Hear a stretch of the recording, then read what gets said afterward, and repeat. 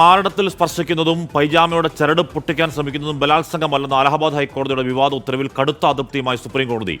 വിവാദ വിധിന്യായത്തിലെ പരാമർശങ്ങൾ സുപ്രീം കോടതി സ്റ്റേ ചെയ്തു. ബൽറാം നെടുങ്ങാടി വിവരങ്ങളുമായി ചേർന്നു. ബൽറാം, അങ്ങേയറ്റം പ്രതിഷേധാർഹമായ, അങ്ങേയറ്റം ദയാരഹിതമായ, കേൾക്കുന്നവർക്ക് വലിയ രോഷമുണ്ടാകുന്ന ചില പരാമർശങ്ങളാണ് അലഹബാദ് ഹൈക്കോടതിയിൽ നിന്നുണ്ടായത്. സുപ്രീം കോടതി ശരിയാവണ്ണം ഇടപെടുകയാണോ ആ ഉത്തരവിന്മേൽ? ഹാഷ്മി, ഈ അലഹബാദ് ഹൈക്കോടതിയുടെ വിവാദമായ വിധി വലിയ തോതിൽ തന്നെ രാജ്യവ്യാപകമായി ചർച്ച ചെയ്യപ്പെടുകയും വിമർശനങ്ങൾ ഉയരുകയും ചെയ്തിരുന്നു. ഈ വിധിയിലാണ് ഇപ്പോൾ സുപ്രീം കോടതിയുടെ ഇടപെടൽ ഉണ്ടായിരിക്കുന്നത്. അതിൽ ഈ വിധി, അലഹബാദ് ഹൈക്കോടതിയുടെ വിവാദമായ വിധി സുപ്രീം കോടതി സ്റ്റേ ചെയ്തിരിക്കുകയാണ്. ഈ ഉത്തരവിൽ സുപ്രീം കോടതി കടുത്ത അതൃപ്തിയാണ് രേഖപ്പെടുത്തിയിരിക്കുന്നത്. ഒപ്പം തന്നെ ആ ഉത്തരവ് പുറപ്പെടുവിച്ച അലഹബാദ് ഹൈക്കോടതിയിലെ ജഡ്ജിക്കെതിരെ അതിരൂക്ഷമായ വിമർശനങ്ങളും ജസ്റ്റിസ് BR ഗവായ് നടത്തിയിരിക്കുകയാണ്. ചീഫ് ജസ്റ്റിസിന്റെ നിർദ്ദേശപ്രകാരമാണ് ഈ കേസ് സുപ്രീം കോടതി സ്വമേധയാ എടുത്തത്. നേരത്തെ ഈ അലഹബാദ് ഹൈക്കോടതിയുടെ വിവാദ വിധിക്ക് എതിരായ ഹർജി സുപ്രീം കോടതി തള്ളിയിരുന്നു. പിന്നാലെയാണ് ചീഫ് ജസ്റ്റിസിന്റെ നിർദ്ദേശമനുസരിച്ച് സ്വമേധയാ ഈ വിഷയത്തിൽ സുപ്രീം കോടതി കേസെടുക്കുകയും ആ വിധി സ്റ്റേ ചെയ്യുകയും ഒപ്പം തന്നെ ആ വിധിക്കെതിരെ കടുത്ത പരാമർശങ്ങൾ നടത്തുകയും ചെയ്തിരിക്കുന്നത്. വിവാദ വിധിന്യായത്തിലെ പരാമർശങ്ങൾ സുപ്രീം കോടതി സ്റ്റേ ചെയ്തിരിക്കുകയാണ്. അതായത് മാറിടത്തിൽ സ്പർശിക്കുന്നതും പൈജാമ വലിച്ചഴിക്കാൻ നോക്കുന്നതും വലിച്ചിഴയ്ക്കുന്നതുമൊന്നും ബലാത്സംഗത്തിന്റെ പരിധിയിൽ വരില്ല എന്ന വിവാദമായ പരാമർശങ്ങൾ നീക്കം ചെയ്യാനാണ് സുപ്രീം കോടതി ഉത്തരവിട്ടിരിക്കുന്നത്. കേന്ദ്ര സർക്കാരിനും ഉത്തർപ്രദേശ് സർക്കാരിനും ഒപ്പം തന്നെ ഈ കേസിലെ കക്ഷികൾക്കും സുപ്രീം കോടതി നോട്ടീസ് അയച്ചിരിക്കുന്നു. ജഡ്ജിയുടെ ഭാഗത്തുനിന്നും ഉണ്ടായത് തികഞ്ഞ അശ്രദ്ധയാണ് എന്ന നിരീക്ഷണമാണ് സുപ്രീം കോടതി ഈ കേസുമായി ബന്ധപ്പെട്ട് നടത്തിയിരിക്കുന്നത്. ജഡ്ജിക്കെതിരെ ഇത്രയും പരുഷമായ വാക്കുകൾ ഉപയോഗിക്കുന്നതിൽ ഖേദമുണ്ട് എന്ന സുപ്രീം കോടതി നിരീക്ഷണം നടത്തിയിരിക്കുന്നു. അത്രത്തോളം ശക്തമായ വാക്കുകളിലുള്ള വിമർശനമാണ് സുപ്രീം കോടതി ഈ ഉത്തരവ് പുറപ്പെടുവിച്ച അലഹബാദ് ഹൈക്കോടതി ജഡ്ജിക്കെതിരെ നടത്തിയിരിക്കുന്നത്. ഈ കേസ് രാജ്യവ്യാപകമായി തന്നെ വലിയ തോതിൽ ചർച്ചയായപ്പെട്ട കോടതി വിധിക്കെതിരായ കടുത്ത വിമർശനങ്ങൾ ഉയർന്ന ഒരു കേസാണ് അലഹബാദ് ഹൈക്കോടതിയുടെ ഭാഗത്തു നിന്നും ഉണ്ടായത്. മാറിടത്തിൽ സ്പർശിക്കുന്നത് ബലാത്സംഗ ശ്രമമല്ല എന്നായിരുന്നു അലഹബാദ് ഹൈക്കോടതിയുടെ വിധി. ഈ വിധിക്കെതിരെ നേരത്തെ നൽകിയ റിട്ട് ഹർജി കഴിഞ്ഞ ദിവസം സുപ്രീം കോടതിയുടെ മറ്റൊരു ബെഞ്ച് തള്ളിയിരുന്നു.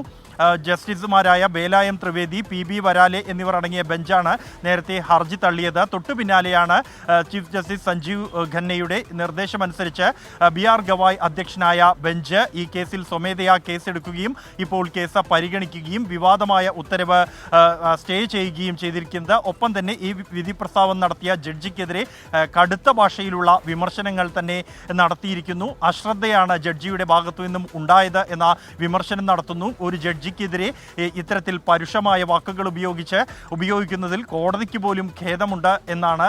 അത്തരത്തിലൊരു സാഹചര്യം ഉണ്ടായതിലാണ് ഖേദപ്രകടനം സുപ്രീം കോടതി നടത്തിയിരിക്കുന്നത്. ഈ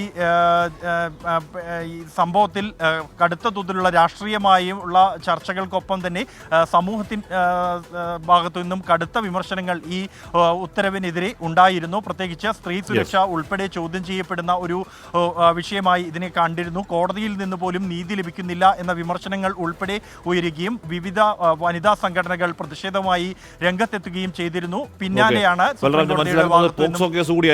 മനസ്സിലാക്കുന്നത് അത്തരത്തിൽ എന്താണ് മാറിടത്തിൽ സ്പർശിക്കുന്നതും പൈജാമ അഴിക്കാൻ ശ്രമിക്കുന്നതും ഒന്നും ബലാത്സംഗമല്ല, അത് ബലാത്സംഗത്തിനുള്ള മുന്നൊരുക്കമായി മാത്രമേ കണക്കാക്കാൻ കഴിയൂ എന്നൊക്കെയുള്ള അങ്ങേയറ്റത്തെ എന്താ പറയുക, അത് ഒരു ജഡ്ജിയുടെ ഉത്തരവാണ്. നമുക്കൊരു പരിധിയിൽ കൂടുതൽ പറയാൻ പറ്റത്തില്ല. അച്യുതൻ സുപ്രീം കോടതിയിൽ ചേരുന്നുണ്ട്. അച്യുതൻ, ഇന്നലെ സമാനമായ ഈ ഹർജിയിൽ സമാനമായ ഈ കേസിൽ ഇടപെടാൻ വിസമ്മതിക്കുകയായിരുന്നു സുപ്രീം കോടതിയുടെ ഒരു ബെഞ്ച്. അപ്പോൾ ഹർജിക്കാരൻ പറയുന്നതിൻ്റെ അധികം പ്രഭാഷണമൊന്നും വേണ്ട എന്ന താക്കീതോടുകൂടി അത് തള്ളുകയായിരുന്നു. എന്തായാലും ഇന്ന് സുപ്രീം കോടതി അത് എടുത്തിട്ട് അർഹമായ രീതിയിൽ തന്നെ അതിനോട് ഒരു പ്രതികരണം നടത്തുകയും ചെയ്യുന്നു. അച്യുതൻ, എങ്ങനെയായിരുന്നു കോടതി മുറിക്കുള്ളിലെ വാദങ്ങൾ?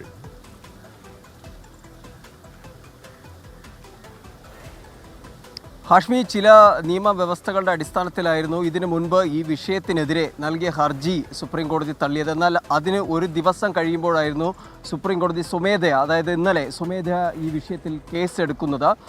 അതിലിപ്പോൾ ഇതുമായി ബന്ധപ്പെട്ട് ഈ കേസ് പരിഗണിച്ച ഘട്ടത്തിൽ തന്നെ ജസ്റ്റിസ് BR ഗവായ് വ്യക്തമാക്കുന്നത് സുപ്രീം കോടതി ചീഫ് ജസ്റ്റിസിൻ്റെ നിർദ്ദേശപ്രകാരമാണ് ഇത്തരത്തിൽ സ്വമേധയാ കേസെടുത്തത് എന്നത് വ്യക്തമാക്കുന്നുണ്ട്.